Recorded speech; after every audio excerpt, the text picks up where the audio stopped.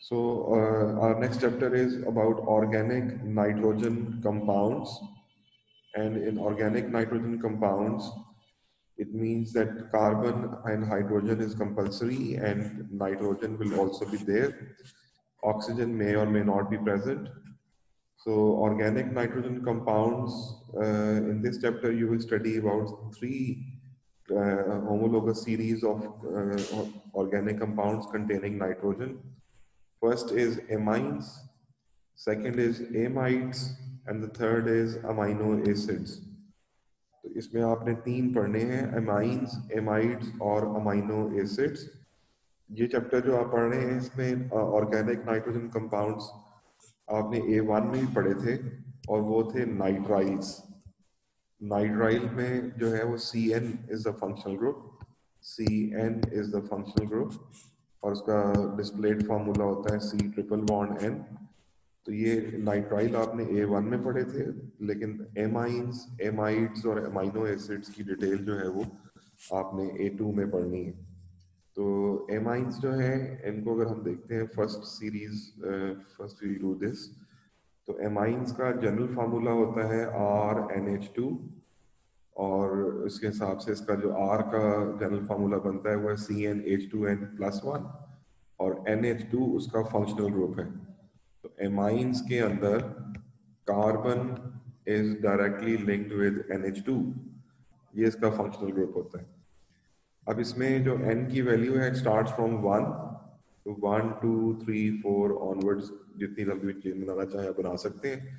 तो CH3NH2 अगर आप N की वैल्यू 1 लगाएं तो CH3NH2 जो है इसका नाम है मिथाइल अमाइन, इसे अमाइनो मीथेन भी कहा जाता है. इसी तरह फिर अगर आप 2 लगा दोगे तो propyl amine, then ethyl amine, butyl amine, इस तरह आगे चलते चला जाएगा. तो मिथाइल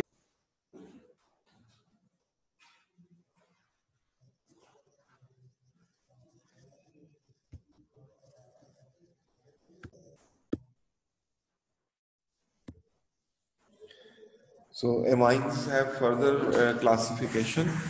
amines की classification है, उनकी types हैं. इनमें फर्स्ट टाइप है प्राइमरी, जिसको हम फर्स्ट डिग्री या 1 डिग्री भी कहते हैं. तो प्राइमरी है. उसके बाद प्राइमरी, जैसे प्राइमरी हेलोजन एल्केन थे वैसे ही प्राइमरी एमाइंस भी हैं, सेकेंडरी एमाइंस भी हैं और टर्शरी एमाइंस भी हैं, 2 degree and 3 degree. So these are the types or classification of amines. तो amines, primary amines वो amines होते हैं जो अमोनिया के 3 हाइड्रोजन्स में से एक हाइड्रोजन की जगह R ग्रुप कार्बन चेन लगा दें तो वो प्राइमरी अमाइन होती है. और इसमें जो अमाइनो ग्रुप होता है वो हमेशा फर्स्ट पोजीशन पे ही रहेगा और चेन के एंड पे रहेगा. तो इसके अंदर मिथाइल अमाइन, इथाइल अमाइन और इथाइल के आगे जब आप प्रोपाइल अमाइन में जाएंगे तो नंबरिंग करनी पड़ेगी from the end closest two amino group. तो इसलिए इसका नाम है 1 अमाइनो प्रोपेन या प्रोपाइल 1 अमाइन. तो इसमें अमाइनो ग्रुप जो है वो हमेशा फर्स्ट कार्बन पे ही लगेगा और चेन के एंड पे होगा. ठीक है जी. तो प्राइमरी या फर्स्ट डिग्री के अंदर एक R ग्रुप होगा और NH के साथ N के साथ 2 H होंगे, 1 and 2. सेकेंडरी अमाइंस को 2 तरह से डिफाइन किया जाता है. एक डेफिनेशन ये है कि ये वो एमाइंस हैं जिनमें अमोनिया के 2 हाइड्रोजन्स डिस्प्लेस कर दें. अमोनिया के 2 हाइड्रोजन्स, तो जब 2 हाइड्रोजन डिस्प्लेस कर दें बाय 2 R ग्रुप्स, मैंने एक को R और एक को R डैश लिख दिए, तो अब नाइट्रोजन चेन के दरमियान में कहीं आ गया और दोनों तरफ R ग्रुप्स हैं. तो इसके अंदर अगर आप देखें तो CH3NH CH3, तो ये डाइमिथाइल एमाइन है. ऐसे ही अगर हम एक साइड पर इथाइल लगा दें, 1 कार्बन 2 कार्बन वाला, 1 and 2 कार्बन, और दूसरी तरफ एक ही कार्बन वाला लगा दें, तो अल्फाबेटिकली E पहले आएगा, तो इथाइल मिथाइल एमाइन. लेकिन कुछ बुक्स ये भी कहती हैं कि अगर आपका जो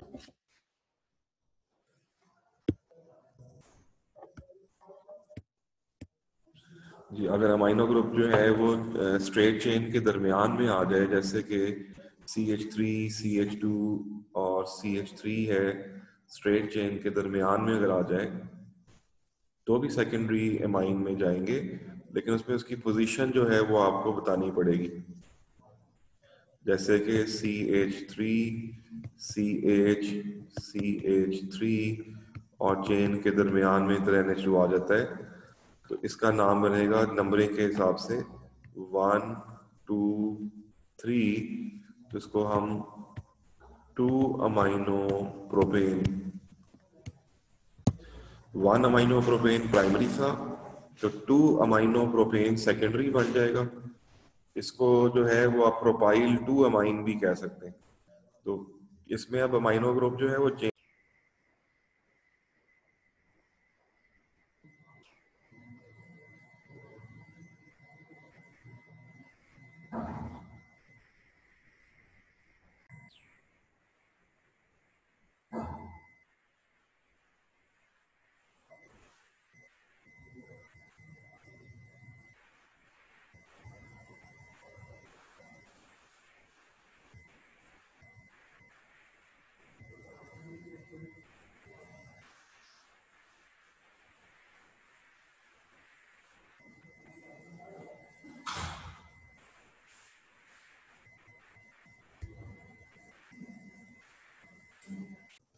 तो सेकेंडरी अमाइंस के अंदर ये भी हो सकता है कि आप अमोनिया के 2 हाइड्रोजन डिस्प्लेस करके उसकी जगह 2 R ग्रुप्स लगाएं, जो सिमिलर भी हो सकते हैं और डिफरेंट भी हो सकते हैं, जैसे कि डाइमिथाइल एमाइन मैंने अभी आपको बताया था। तो डाइमिथाइल अमाइन जो है ये सेकेंडरी है, लेकिन इसमें एक तरीकाकार ये भी है कि आप स्ट्रेट चेन के दरमियान में कहीं अमाइनो ग्रुप ले आए, जैसे 2 अमाइनो प्रोपेन या प्रोपाइल 2 अमाइन। जैसे कि प्रोपाइल 1 अमाइन था, वैसे ही प्रोपाइल 2 अमाइन का आइसोमर बन जाएगा, पोजिशनल आइसोमर, अमाइनो ग्रुप की पोजीशन बदल जाएगी। तो 2 अमाइनो प्रोपेन और 1 अमाइनो प्रोपेन, ये primary is 1 amino propane and 2 amino propane is secondary. या dimethyl amine, ethyl methyl amine, ये भी सेकेंडरी कैटेगरी में जाएगा। तो ये हो गया। इसमें 2 तरह से आपने इसको जो है वो प्रोसेस किया। उसके बाद टर्शरी एमाइंस में जाते हैं। तो टर्शरी एमाइंस में अगर हम अमोनिया से चल रहे थे तो उसमें फिर आप अमोनिया के तीनों हाइड्रोजन्स को डिस्प्लेस कर दें बाय 3 R ग्रुप्स, जैसे कि मैंने R डैश और R डबल डैश डाला है।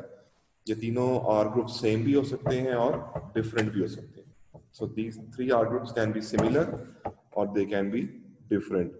तो सिंपलेस्ट फॉर्म जो है वो तो ये है कि ट्राई 3 अमाइनो ग्रुप्स लगा दें, तो tri methyl amine, tri methyl amine यानी कि नाइट्रोजन के साथ 3 मिथाइल ग्रुप्स जो हैं वो लगे हुए हैं।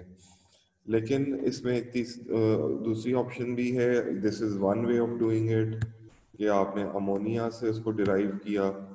दूसरी तरीकाकार ये है कि जैसे आप प्राइम टर्शरी अल्कोहल्स के ऊपर जाते थे, तो उसमें आप ये भी कर सकते हैं बी कैटेगरी में, कि वो कार्बन जिसके साथ अमाइनो ग्रुप लगा हुआ है, वो कार्बन 3 कार्बन के साथ और लगा हुआ है और उसके ऊपर कोई एच नहीं है। तो एक तो अमोनिया के तीनों एच डिस्प्लेस करते हैं विद 3 एल्काइल ग्रुप्स, या फिर NH2 वैसे ही रखें लेकिन जिस कार्बन पे वो लगा हुआ है उसके साथ 3 कार्बन लगा दें, तो वो भी टर्शरी की कैटेगरी में या थर्ड की कैटेगरी में लाई कर जाएगा। तो अब अगर मैं इसका नेमिंग करूं, तो ये 2 पे मिथाइल है, 2 पे मिथाइल, तो 1, 2, 3 लॉन्गेस्ट चेन है, 2 पे मिथाइल है, 2 पे अमाइनो है, तो इसका नाम 2 मिथाइल, ठीक है जी, 2 मिथाइल है, और फिर 2 अमाइनो है, और फिर प्रोपेन है, या 2 मिथाइल प्रोपाइल 2 अमाइन भी कह सकते हैं। तो या फिर इसको आप ऐसे भी कह सकते हैं 2 अमाइनो 2 मिथाइल प्रोपेन। तो ये इसकी कुछ अमाइंस की क्लासिफिकेशन है। इसकी क्लासिफिकेशन की बेस पर इसके रिएक्शन में कोई फ़र्क नहीं आएगा, जैसे कि आपने हेलोइल्केन्स में या अल्कोहल में पढ़ा था कि उससे रिएक्शन में थोड़ा सा फ़र्क आता था, इसमें ऐसा कुछ नहीं हुआ। तो इसलिए हम रिएक्शंस ऑफ एल्काइल एमाइंस और उनकी प्रेपरेशन जो है वो हम अभी करते हैं। उसमें प्रेपरेशन में या रिएक्शन में कोई फर्क नहीं है, सारे एक ही तरह से प्रिपेयर हो सकते हैं। तो एल्काइल एमाइंस की प्रेपरेशन, इनको हम एलिफेटिक एमाइंस भी कहते हैं। एलिफेटिक का मतलब होता है जिसमें कोई बेंजीन रिंग ना हो, तो ये एलिफेटिक है।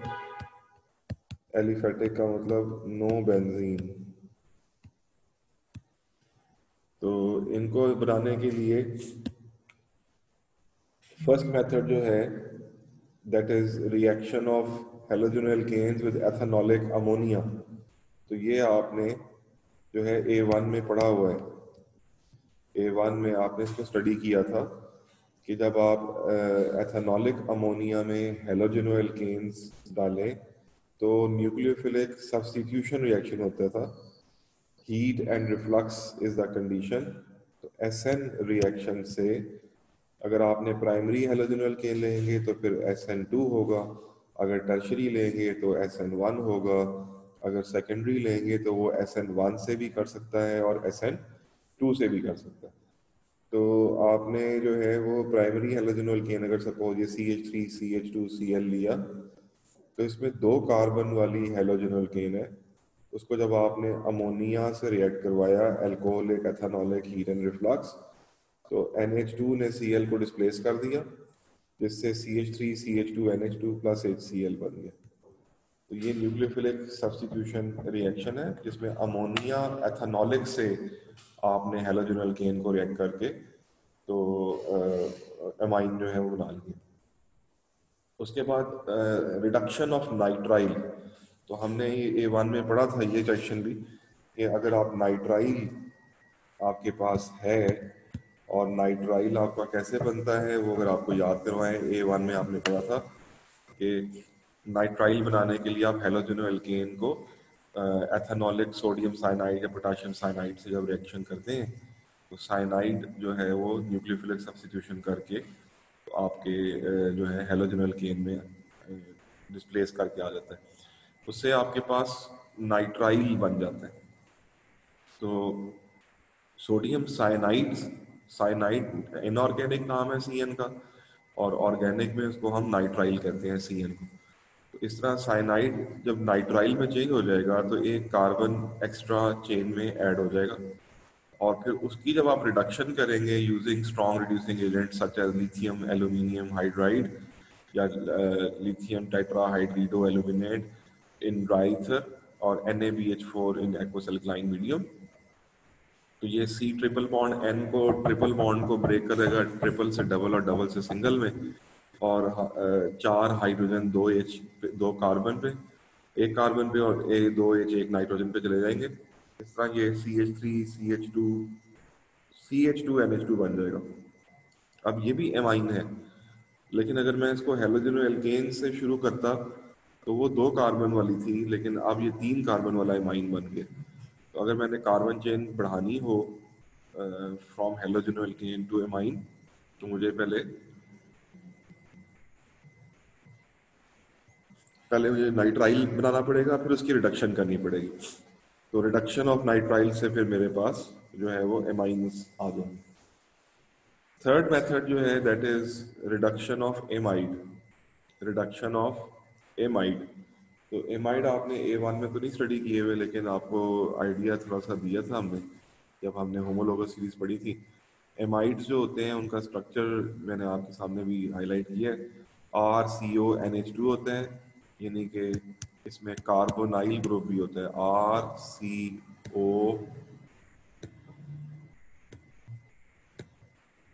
RC डबल बॉन्ड ONH2, तो इसमें कार्बोनाइल ग्रुप भी दरमियान में आ जाता है। तो ये एमाइड्स होते हैं। एमाइड्स की अगर रिडक्शन कर दें, मतलब यहाँ से ये HO निकाल दें और यहाँ पर H डाल दें, तो एमाइड की रिडक्शन से एमाइंस फॉर्म हो जाते हैं।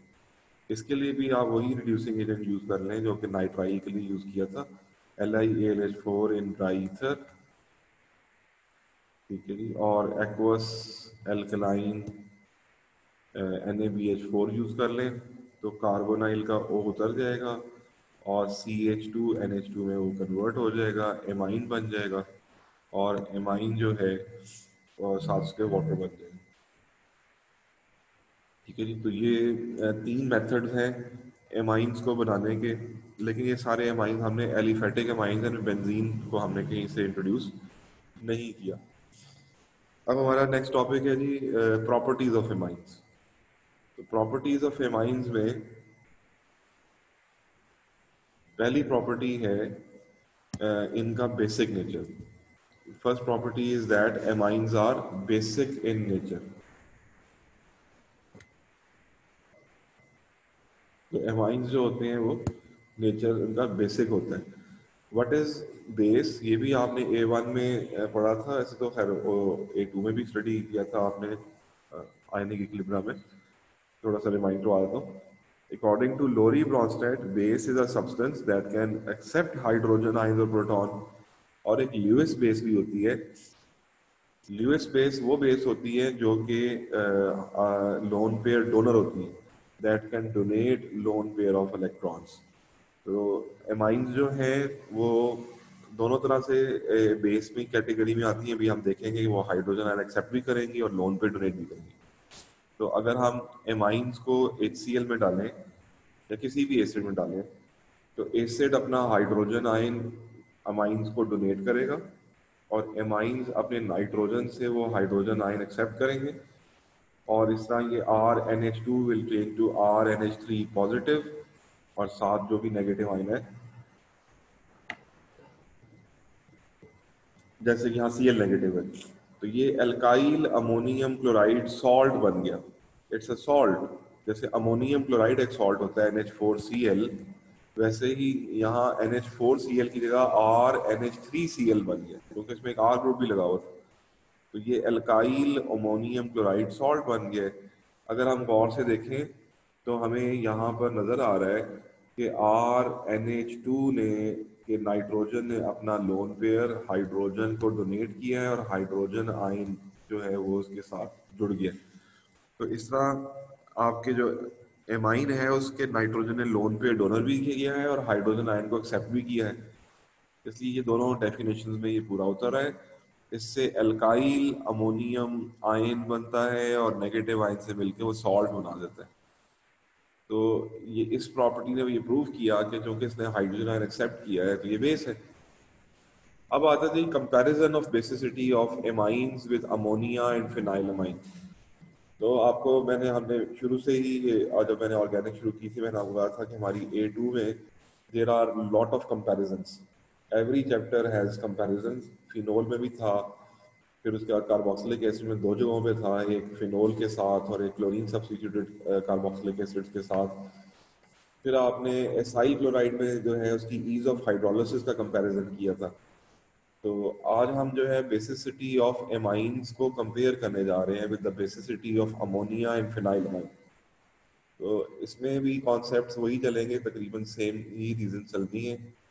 तो यहाँ पे देखा गया है कि जो एमाइंस होती हैं, प्राइमरी एमाइन हो या सेकेंडरी हो, इनके एलिफेटिक एमाइंस जो है वो ज़्यादा बेसिक होती हैं, अमोनिया उससे कम होती हैं। और फिनाइल एमाइन जिसमें बेंजीन के ऊपर NH2 लगा होता है, ये देखिए ये फिनाइल एमाइन। तो फिनाइल एमाइन जो है बेंजीन पे जब NH2 लगा हुआ है ये लीस्ट बेसिक होती है। तो phenyl amine is least basic, whereas alkyl amines are most basic. They are stronger base than alkyl amines, than phenylamines, और अमोनिया दरमियान में आता है। तो इसकी क्या वजह है, इसके लिए नंबर्स मिलेंगे आपको। तो कंपैरिजन में हम देखते हैं कि जो एल्काइल अमाइन होता है, we are studying that alkyls group are have a positive inductive effect और they are having electron donating effect। so ये जो एरो आपके सामने यहाँ ड्रॉ हुआ था ये क्या शो कर रहा है कि एल्काइल ग्रुप अपने से इलेक्ट्रॉन पेयर इंडक्टिवली नाइट्रोजन की तरफ पुश कर रहा है। इससे क्या होता है कि नाइट्रोजन जो है वो उसकी electron density of NH2 group जो है वो इंक्रीज कर जाती है और जब उसकी NH2 की इलेक्ट्रॉन डेंसिटी इंक्रीज करेगी तो वो फौरी तौर पे रेडीली हाइड्रोजन आयन को एक्सेप्ट कर लेगा. So it readily donates a pair of electron or readily accepts hydrogen ions. That's why alkyl amines are very strongly basic. जबकि फिनाइल अमाइन में आते हैं तो वही इशू जो हमने फिनोक्साइड में देखा, वही इशू जो आपने क्लोरोबेंजीन में देखा, वही यहाँ भी है कि जो अमाइनो ग्रुप का नाइट्रोजन है, NH2 का जो नाइट्रोजन है उस पे एक लोन पेयर है, और वो जो लोन पेयर है that lies in the same plane as the delocalized pi electrons on the benzene ring. तो दोनों का जो क्या होता है कि चूंकि they are in the same plane, so the electron cloud of the pi electrons of the benzene ring, they extend their delocalization, or you can say that benzene ring withdraws, attracts the electron on nitrogen towards itself. And इससे क्या होता है कि nitrogen के ऊपर electron pair की density low हो जाती है. ठीक है, तो electron withdrawing nature, by electron delocalization extension, electron density of amino group is decreased, and when it is decreased, it is difficult for phenylamine to donate electron pair or to accept H plus ion. फिनाइलमाइन में pi electron delocalization extension की वजह से फिनाइलमाइन की basicity कम हो जाती है, where as एल्काइलमाइन में are group के पॉजिटिव इंडक्टिव इफेक्ट होने की वजह से, इलेक्ट्रॉन डोनेटिंग होने की वजह से उसकी बेसिक प्रॉपर्टी जो है वो बढ़ जाती है. अमोनिया में ना तो कोई एल्काइल ग्रुप है और ना ही कोई फिनाइल ग्रुप है, इसलिए वो दोनों के दरमियान में आती है. ठीक है, तो इस तरह ये बेसिसिटी ऑफ एमाइंस जो हैं वो आपने कंपेयर कर लिए विद अमोनिया एंड फिनाइलमाइन. तो एलिफेटिक अमाइंस जो होते हैं they are most basic, and then ammonia, and the least basic are the phenylamines. अच्छा, एमाइंस का रिएक्शन एसाइल क्लोराइड के साथ, ये आपने पिछली क्लास में पढ़ लिया हुआ है एसाइल क्लोराइड की प्रॉपर्टी में, तो ये दोबारा यहाँ रिपीट हो रहा है. We have done it in the properties of acyl chlorides. तो एसाइल क्लोराइड्स को जब आप एमाइन से रिएक्ट करते हैं तो alkyl N substituted alkyl amide जो है वो बनता है. N substituted alkyl amide can be formed by reaction of acyl chloride with amines. ठीक है, तो I believe that we should stop here, and the next class we will continue with the phenylamines. तो इसमें अब हमारे पास phenyl amine का topic है जो अब हम इसको करेंगे, and we'll do that in the next class.